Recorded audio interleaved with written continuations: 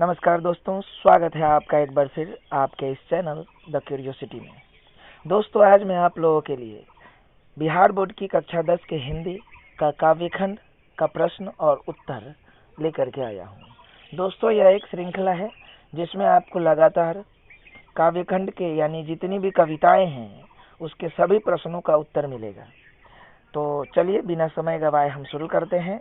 यह केवल आप एग्जाम में अच्छा नंबर लेकर के आ सकें, इसके लिए मैं मेहनत कर रहा हूँ। चलिए तो बिना समय गवाए हम लोग शुरू करते हैं। पहला प्रश्न जो है हम लोग लेते हैं गुरु नानक कविता से। कवि किसके बिना जगत में यह जन्म व्यर्थ मानता है? कवि कौन है? गुरु नानक है। कवि गुरु नानक राम के नाम का भजन के बिना, राम की आराधना के बिना इस जगत में यह जन्म व्यर्थ मानता है। कवि किसके बिना जगत में यह जन्म व्यर्थ मानता है?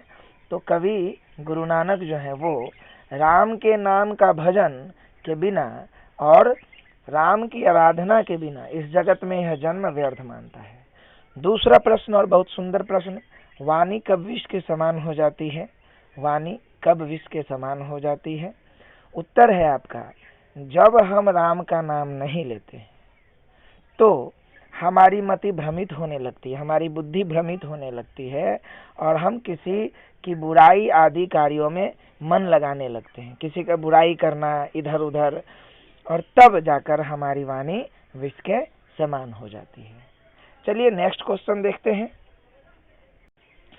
अगला प्रश्न है, नाम कीर्तन के आगे, क्या प्रश्न है? नाम कीर्तन के आगे कवि किन कर्मों की व्यर्थता सिद्ध करता है? नाम कीर्तन के आगे कहने का मतलब कि जब आप कीर्तन करते हैं, भगवान का नाम लेते हैं, उसके आगे आप कवि जो है गुरु नानक किन कर्मों की व्यर्थता यानी कि कौन कौन सा काम करना व्यर्थ है। प्रश्न को और मैं समझा रहा हूँ कि एक तरफ आप भजन कर रहे हैं, राम का नाम ले रहे हैं, और एक तरफ आप कुछ कर्म कर रहे हैं। तो राम के नाम के सामने कौन कौन से कर्म व्यर्थ हैं, इन कर्मों को नहीं करके राम का नाम लेना चाहिए कवि की दृष्टि में। चलिए तो देखते हैं।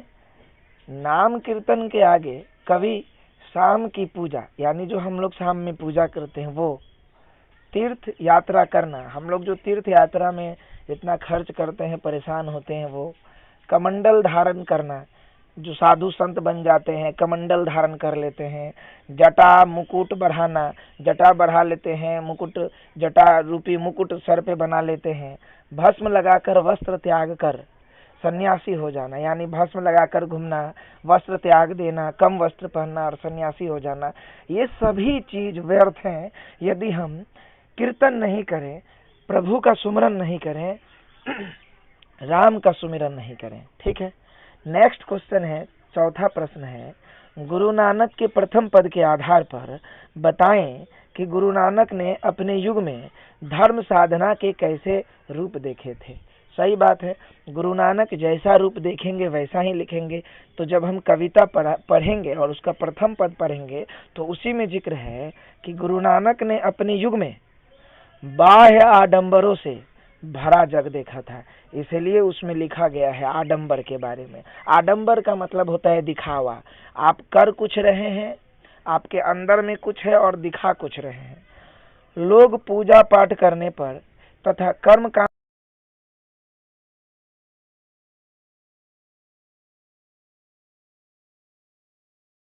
गुरु नानक अपने युग में धर्म साधना के ऐसे ऐसे ही रूप देखे हैं। धर्म साधना माने धर्म में इंसान जो करता है। नेक्स्ट हम लोगों का है इस गुरु नानक कविता का जो 5वां नंबर है प्रश्न, हरि रस से क्या अभिप्राय है? हरि रस से क्या अभिप्राय है? उत्तर है, हरि रस से अभिप्राय है राम की भक्ति करना। हरि रस, हरि का मतलब प्रभु, रस का मतलब आनंद, और राम के भक्ति अर्थात हरि के भक्ति में लीन होकर आनंदित हो जाना तथा संसार रूपी भवसागर से पार हो जाना। फिर से जरा देखिए क्या बोला गया है, ताकि आप लोगों को वीडियो देखते देखते ही याद हो जाए, याद नहीं करना पड़े। हरि रस से क्या अभिप्राय है? हरि रस से अभिप्राय है कि राम की भक्ति करना, और राम के भक्ति अर्थात हरि के भक्ति में लीन होकर आनंदित हो जाना, खुश हो जाना, आनंदित हो जाना तथा संसार रूपी भवसागर से पार हो जाना, यही हरि रस का अभिप्राय है। अगला क्वेश्चन है, गुरु नानक की दृष्टि में ब्रह्म का निवास कहाँ है? ब्रह्म यानी ईश्वर का निवास कहाँ है गुरु नानक की दृष्टि में? देखिए, गुरु नानक की दृष्टि में ब्रह्म का निवास वैसे हृदय में है, यानी कहाँ है? हृदय में। और कैसे हृदय में है? वैसे हृदय में है जिसमें ईर्ष्या, क्रोध, काम, मोह आदि सभी दूर हैं।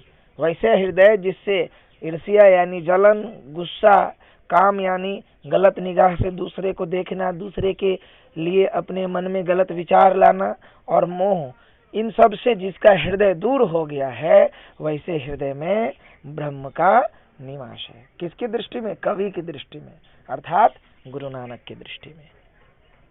अगला प्रश्न है, गुरु की कृपा से किस युक्ति की पहचान हो पाती है?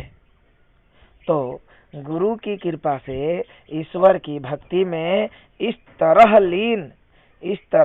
लीन होकर, जैसे पानी से पानी मिल जाता है, इस तरह अगर लीन हो जाए तो परम आनंद को प्राप्त करने की युक्ति की पहचान हो पाती है।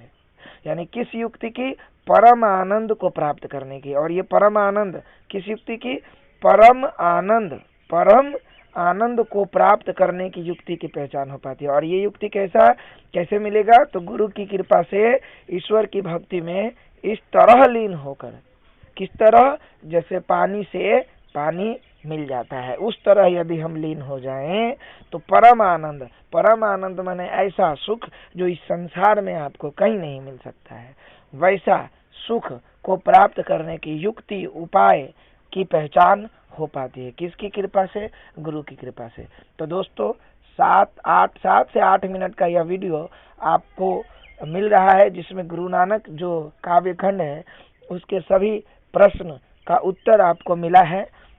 मैं एक बार फिर से दिखा दूं, आप लोग जो है ये स्क्रीनशॉट इसका ले सकते हैं। देखिए, पहला ये है, दूसरा ये है और तीसरा ये है। यदि आपको मेरा मेहनत अच्छा लगे तो आप हमें लाइक कर दें, सब्सक्राइब कर ले, और यदि आपको लगे कि शेयर करना चाहिए तो शेयर भी कर दें। यदि आप कोई सुझाव देना चाहते हो कि गुरुजी, सर, या आप मुझे अपना बड़ा भाई भी कह सकते हैं कि इस तरीके से कुछ और अच्छा कीजिए या ये सुधार लाइए, तो आपका हार्दिक स्वागत है।